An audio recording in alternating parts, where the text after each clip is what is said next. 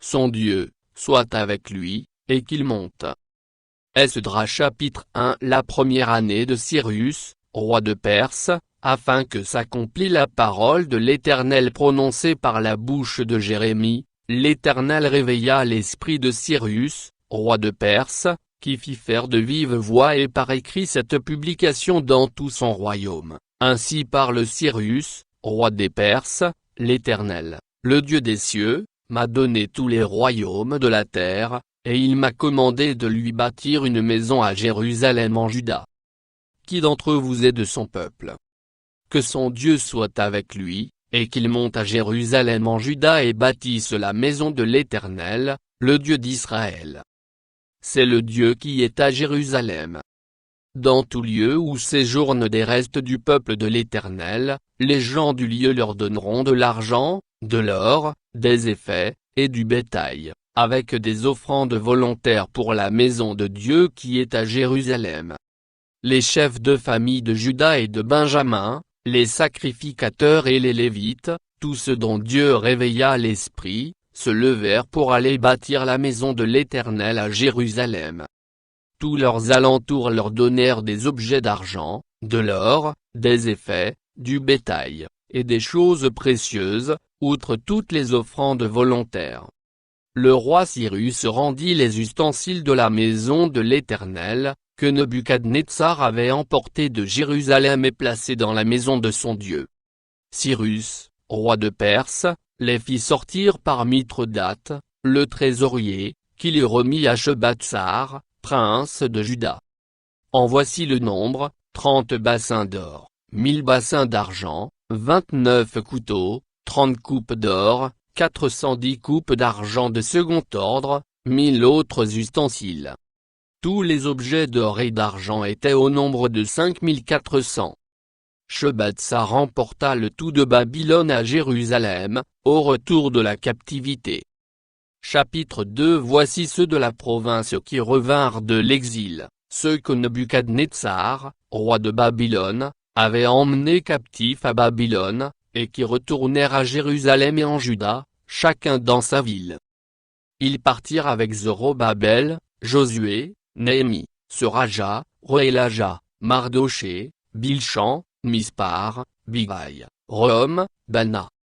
Nombre des hommes du peuple d'Israël, les fils de Paréosh, 2172, les fils de Shephatia, 372, les fils d'Arak, 775, les fils de Pachatmab, des fils de Josué et de Jab, 2812, les fils d'Élam, 1254, les fils de Zatu, 945, les fils de Zakai, 760, les fils de Bani, 642, les fils de Bébaï, 623, les fils d'Azgad, 1222, les fils d'Adonikam, 666, les fils de Bigaï, 2056, les fils d'Adin, 454, les fils d'Athé, de la famille d'Ézéchia, 98, les fils de Bethsaï, 323, les fils de Jora, 112, les fils de Askshom, 223, les fils de Gibar, 95, les fils de Bethléem, 123, les gens de Netopha, 56, les gens d'Anatoth, 128, les fils d'Azmavet, 42, les fils de Kirjatarim, de Képhira et de Béhéroth, 743, les fils de Rama et de Geba, 621, les gens de Mikma, 122, les gens de Béthel et d'Aï, 223, les fils de Nebo, 52, les fils de Mabish, 156, les fils de l'autre Élam, 1254, les fils de Harim, 320, les fils de Lod, de Hadid et d'Ono, 725, les fils de Jéricho, 345, les fils de Senac, 3630. Sacrificateurs, les fils de Jedéja, de la maison de Josué, 973, les fils d'Imé, 1052, les fils de Passur, 1247, les fils de Harim, 1017. Lévites, les fils de Josué et de Cadmiel, des fils d'Odavia, 74. Chantres, les fils d'Asaph, 128. Fils des portiers, les fils de Shalom, les fils d'Athé, les fils de Talmon, les fils d'Akub, les fils d'Hatita, les fils de Shobaï, en tout 139.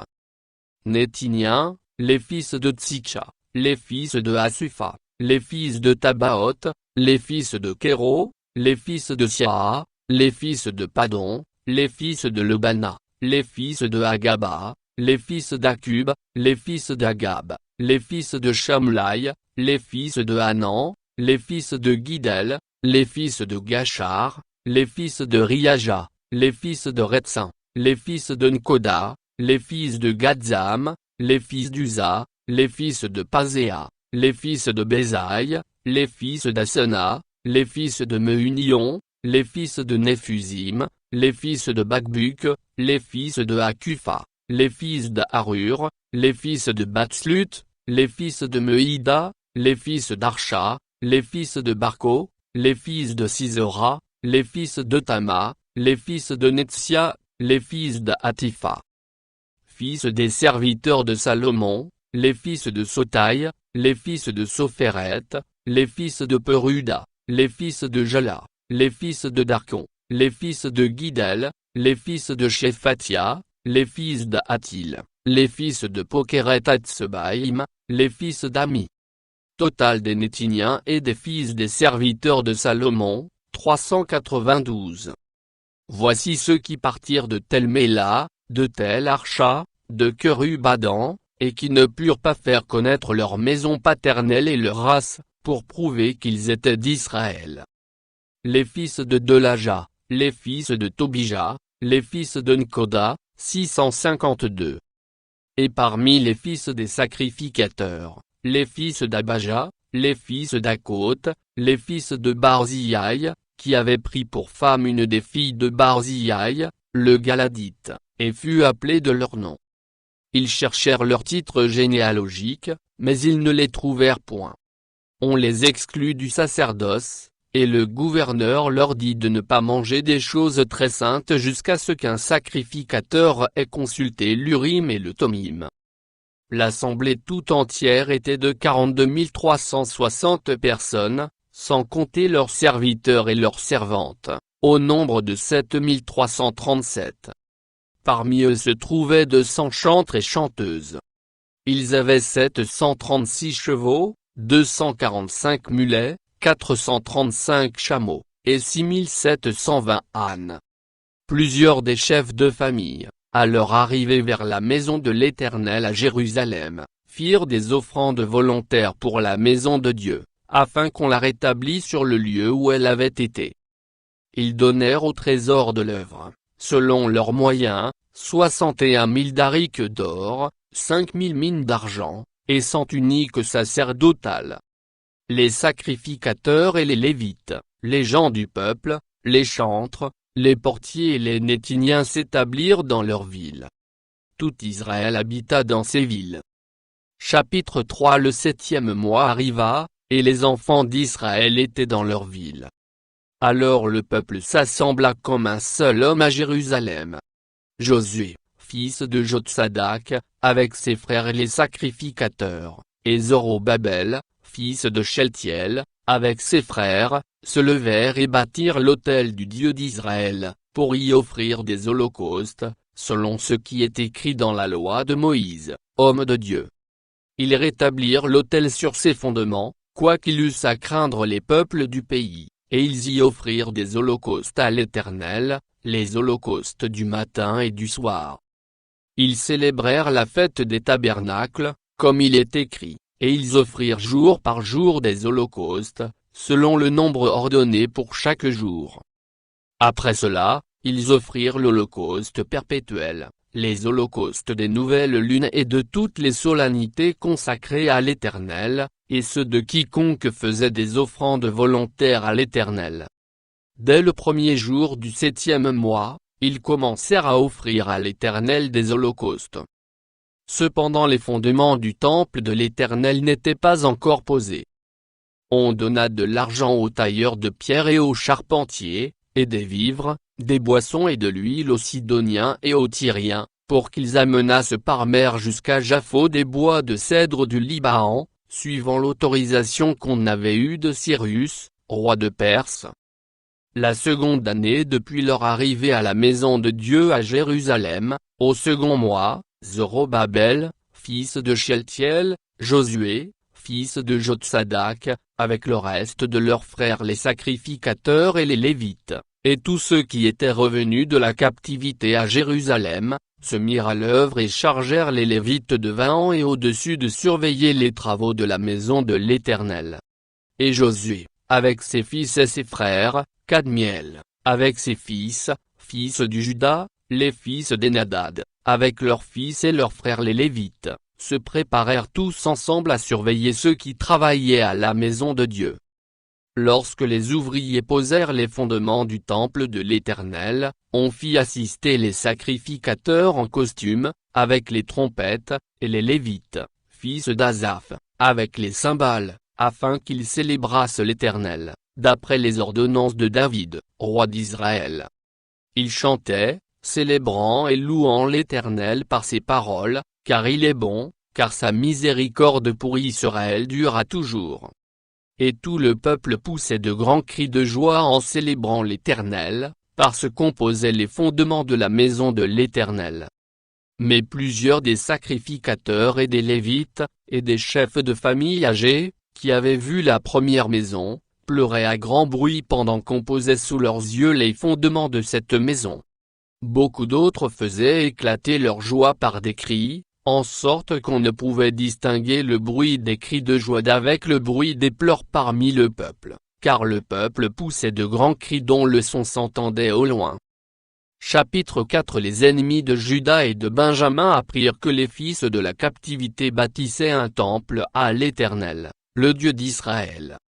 Ils vinrent auprès de Zorobabel et des chefs de famille, et leur dirent, « Nous bâtirons avec vous, car, comme vous, nous invoquons votre Dieu, et nous lui offrons des sacrifices depuis le temps des Aradodon, roi d'Assyrie, qui nous a fait monter ici. » Mais Zorobabel, Josué, et les autres chefs des familles d'Israël, leur répondirent, « Ce n'est pas à vous et à nous de bâtir la maison de notre Dieu, nous la bâtirons nous seuls à l'Éternel, le Dieu d'Israël, comme nous l'a ordonné le roi Cyrus, roi de Perse. » Alors les gens du pays découragèrent le peuple du Juda, ils l'intimidèrent pour l'empêcher de bâtir, et ils gagnèrent à prix d'argent des conseillers pour faire échouer son entreprise. Il en fut ainsi pendant toute la vie de Cyrus, roi de Perse, et jusqu'au règne de Darius, roi de Perse. Sous le règne d'Assuérus, au commencement de son règne, ils écrivirent une accusation contre les habitants de Juda et de Jérusalem. Et du temps d'Artaxerxès, Bigshlam, Mithredate, Tabel, et le reste de leurs collègues, écrivirent à Artaxerxès, roi de Perse. La lettre fut transcrite en caractères araméens et traduite en araméen. Rehum, gouverneur, et Shiankai, secrétaire écrivirent au roi Artaxerxès la lettre suivante concernant Jérusalem, Rehum, gouverneur, Shiankai, secrétaire, et le reste de leurs collègues, ceux de Din, d'Arpharsatak, de Tarpel, d'Aphara, d'Érec, de Babylone, de Suse, de Déa, d'Élam, et les autres peuples que le grand et illustre Snapar a transportés et établis dans la ville de Samarie et autres lieux de ce côté du fleuve, et Cetera. C'est ici la copie de la lettre qu'ils envoyèrent au roi Artaxerxès. Tes serviteurs, les gens de ce côté du fleuve, et Cetera. Que le roi sache que les Juifs partis de chez toi et arrivés parmi nous à Jérusalem rebâtissent la ville rebelle et méchante, en relèvent les murs et en restaurent les fondements. Que le roi sache donc que, si cette ville est rebâtie et si ses murs sont relevés, ils ne paieront ni tribut, ni impôt, ni droit de passage, et que le trésor royal en souffrira. Or, comme nous mangeons le sel du palais et qu'il ne nous paraît pas convenable de voir mépriser le roi, nous envoyons au roi ces informations. qu'on fasse des recherches dans le livre des mémoires de tes pères, et tu trouveras et verras dans le livre des mémoires que cette ville est une ville rebelle, funeste au roi et aux provinces, et qu'on s'y est livré à la révolte dès les temps anciens. C'est pourquoi cette ville a été détruite. Nous faisons savoir au roi que, si cette ville est rebâtie et si ses murs sont relevés, par cela même tu n'auras plus de possession de ce côté du fleuve. Réponse envoyée par le roi à Rehum, gouverneur, à Chiancaï, secrétaire, et au reste de leurs collègues, demeurant à Samarie et autres lieux de l'autre côté du fleuve, salut, et se taira. La lettre que vous nous avez envoyée a été lue exactement devant moi. J'ai donné ordre de faire des recherches, et l'on a trouvé que dès les temps anciens cette ville s'est soulevée contre les rois, et qu'on s'y est livré à la sédition et à la révolte. Il y eut à Jérusalem des rois puissants, maîtres de tout le pays de l'autre côté du fleuve, et auxquels on payait tribut, impôts, et droits de passage. En conséquence, ordonnez de faire cesser les travaux de ces gens, afin que cette ville ne se rebâtisse point avant une autorisation de ma part. Gardez-vous de mettre en cela de la négligence, de peur que le mal n'augmente au préjudice des rois. Aussitôt que la copie de la lettre du roi Artaxerxès eut été lue devant Rehum, Chiancaï, le secrétaire, et leurs collègues, ils allèrent en hâte à Jérusalem vers les Juifs, et firent cesser leurs travaux par violence et par force. Alors s'arrêta l'ouvrage de la maison de Dieu à Jérusalem, et il fut interrompu jusqu'à la seconde année du règne de Darius, roi de Perse. Chapitre 5. Agé, le prophète, et Zacharie, fils d'Iddo, le prophète, prophétisèrent aux Juifs qui étaient en Juda et à Jérusalem, au nom du Dieu d'Israël. Alors Zorobabel, fils de Sheltiel, et Josué, fils de Jotsadak, se levèrent et commencèrent à bâtir la maison de Dieu à Jérusalem. Et avec eux étaient les prophètes de Dieu, qui les assistaient. Dans ce même temps, Tattenaï, gouverneur de ce côté du fleuve, Shethar-Boznaï, et leurs collègues, vinrent auprès d'eux et leur parlèrent ainsi, qui vous a donné l'autorisation de bâtir cette maison et de relever ses murs? Ils leur dirent encore, quels sont les noms des hommes qui construisent cet édifice? Mais l'œil de Dieu veillait sur les anciens des Juifs. Et on laissa continuer les travaux pendant l'envoi d'un rapport à Darius et jusqu'à la réception d'une lettre sur cet objet. Copie de la lettre envoyée au roi Darius par Tattenaï, gouverneur de ce côté du fleuve. Shethar-Boznaï, et leurs collègues d'Apharsac, demeurant de ce côté du fleuve. Ils lui adressèrent un rapport ainsi conçu, au roi Darius, salut. Que le roi sache que nous sommes allés dans la province de Juda, à la maison du grand Dieu. Elle se construit en pierre de taille, et le bois se pose dans les murs, le travail marche rapidement et réussit entre leurs mains.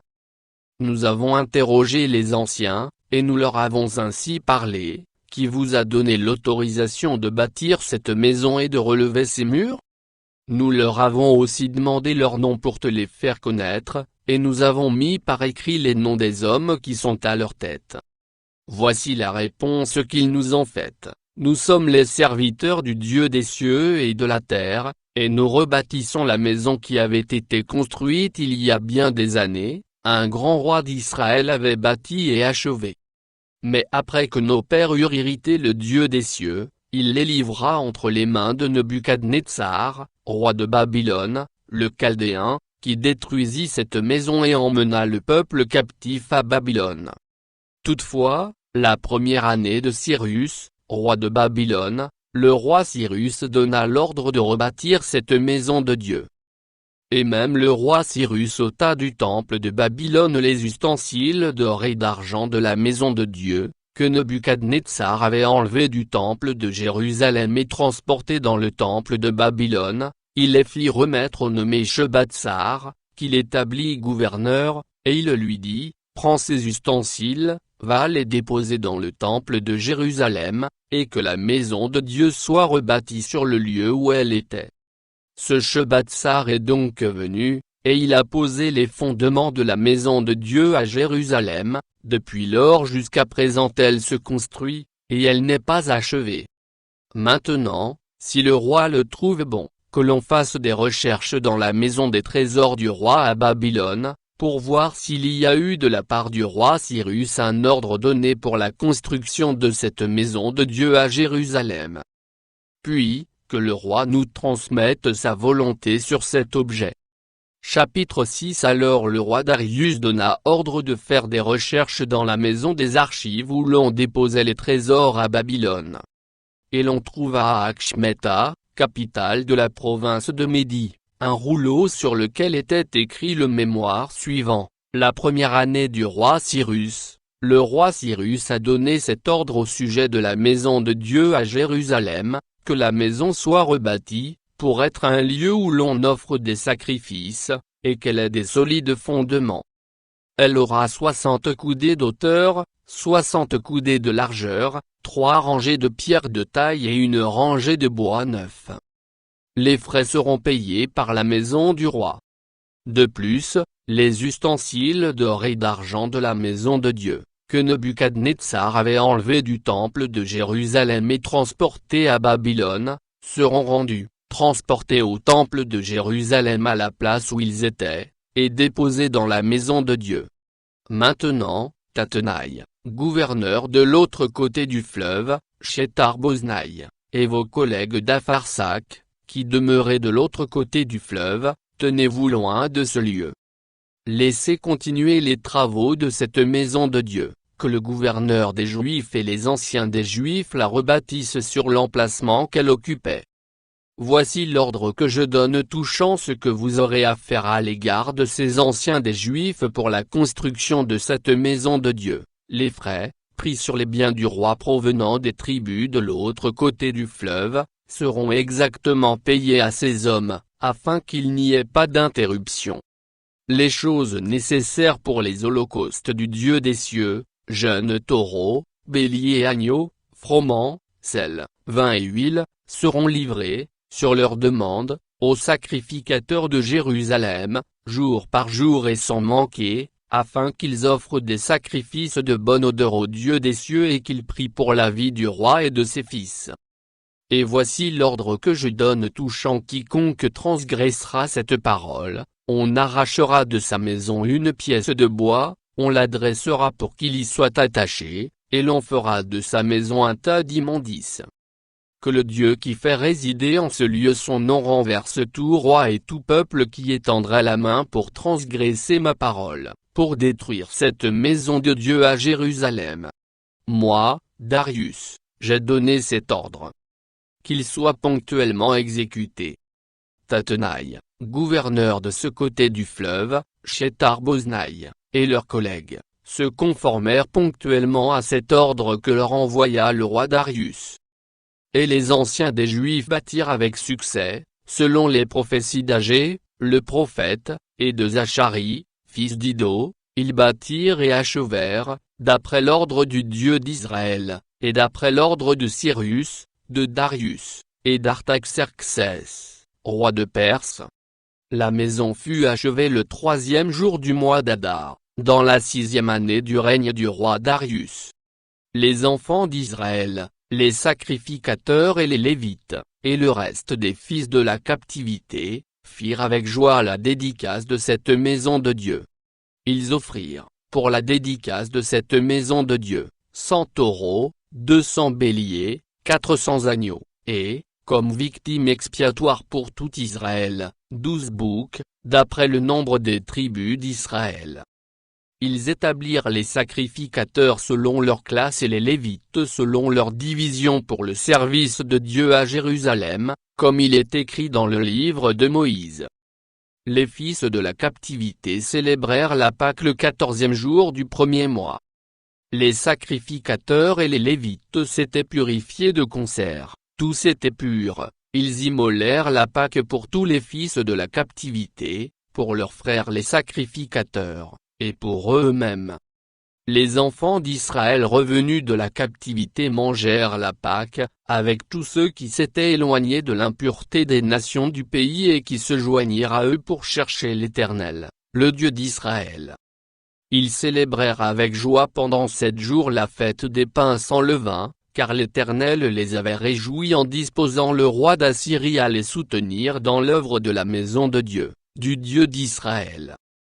Chapitre 7. Après ces choses, sous le règne d'Artaxerxès, roi de Perse, vint Esdras, fils de Seraja, fils d'Azaria, fils d'Ilkija, fils de Shalom, fils de Tsadok, fils d'Achitub, fils d'Amaria, fils d'Azaria, fils de Merajot, fils de Zorakja, fils d'Udzi, fils de Buki, fils d'Abikshua, fils de Phiné, fils d'Éléazar, fils d'Aaron, le souverain sacrificateur.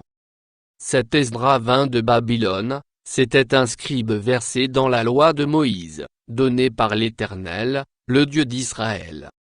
Et comme la main de l'Éternel, son Dieu, était sur lui, le roi lui accorda tout ce qu'il avait demandé. Plusieurs des enfants d'Israël, des sacrificateurs et des Lévites, des chantres, des portiers, et des Néthiniens, vinrent aussi à Jérusalem, la 7e année du roi Artaxerxès. Esdras arriva à Jérusalem au 5e mois de la 7e année du roi, il était parti de Babylone le 1er jour du 1er mois, et il arriva à Jérusalem le 1er jour du 5e mois, la bonne main de son Dieu étant sur lui. Car Esdras avait appliqué son cœur à étudier et à mettre en pratique la loi de l'Éternel, et à enseigner au milieu d'Israël les lois et les ordonnances. Voici la copie de la lettre donnée par le roi Artaxerxès à Esdras, sacrificateur et scribe, enseignant les commandements et les lois de l'Éternel concernant Israël. Artaxerxès, roi des rois, à Esdras, sacrificateur et scribe, versé dans la loi du Dieu des cieux, et se taira. J'ai donné ordre de laisser aller tous ceux du peuple d'Israël, de ses sacrificateurs et de ses Lévites, qui se trouvent dans mon royaume, et qui sont disposés à partir avec toi pour Jérusalem. Tu es envoyé par le roi et ses 7 conseillers pour inspecter Juda et Jérusalem d'après la loi de ton Dieu, laquelle est entre tes mains, et pour porter l'argent et l'or que le roi et ses conseillers ont généreusement offert au Dieu d'Israël, dont la demeure est à Jérusalem, tout l'argent et l'or que tu trouveras dans toute la province de Babylone, et les dons volontaires faits par le peuple et les sacrificateurs pour la maison de leur Dieu à Jérusalem. En conséquence, tu auras soin d'acheter avec cet argent des taureaux, des béliers, des agneaux, et ce qui est nécessaire pour les offrandes et les libations, et tu les offriras sur l'autel de la maison de votre Dieu à Jérusalem. Vous ferez avec le reste de l'argent et de l'or ce que vous jugerez bon de faire, toi et tes frères, en vous conformant à la volonté de votre Dieu. Dépose devant le Dieu de Jérusalem les ustensiles qui te sont remis pour le service de la maison de ton Dieu. Tu tireras de la maison des trésors du roi ce qu'il faudra pour les autres dépenses que tu auras à faire concernant la maison de ton Dieu. Moi, le roi Artaxerxès, je donne l'ordre à tous les trésoriers de l'autre côté du fleuve de livrer exactement à Esdras, sacrificateur et scribe, versé dans la loi du Dieu des cieux, tout ce qu'il vous demandera, jusqu'à 100 talents d'argent, 100 cordes de froment, 100 battes de vin, 100 battes d'huile, et du sel à discrétion. Que tout ce qui est ordonné par le Dieu des cieux se fasse ponctuellement pour la maison du Dieu des cieux, afin que sa colère ne soit pas sur le royaume, sur le roi et sur ses fils. Nous vous faisons savoir qu'il ne peut être levé ni tribut, ni impôt, ni droit de passage, sur aucun des sacrificateurs, des Lévites, des chantres, des portiers, des Néthiniens, et des serviteurs de cette maison de Dieu. Et toi, Esdras, selon la sagesse de Dieu que tu possèdes, établis des juges et des magistrats qui rendent la justice à tout le peuple de l'autre côté du fleuve, à tous ceux qui connaissent les lois de ton Dieu, et fais-les connaître à ceux qui ne les connaissent pas. Quiconque n'observera pas ponctuellement la loi de ton Dieu et la loi du roi sera condamné à la mort, au bannissement, à une amende, ou à la prison. Béni soit l'Éternel, le Dieu de nos pères, qui a disposé le cœur du roi à glorifier ainsi la maison de l'Éternel à Jérusalem, et qui m'a rendu l'objet de la bienveillance du roi, de ses conseillers, et de tous ses puissants chefs. Fortifié par la main de l'Éternel, mon Dieu, qui était sur moi, j'ai rassemblé les chefs d'Israël, afin qu'ils partissent avec moi.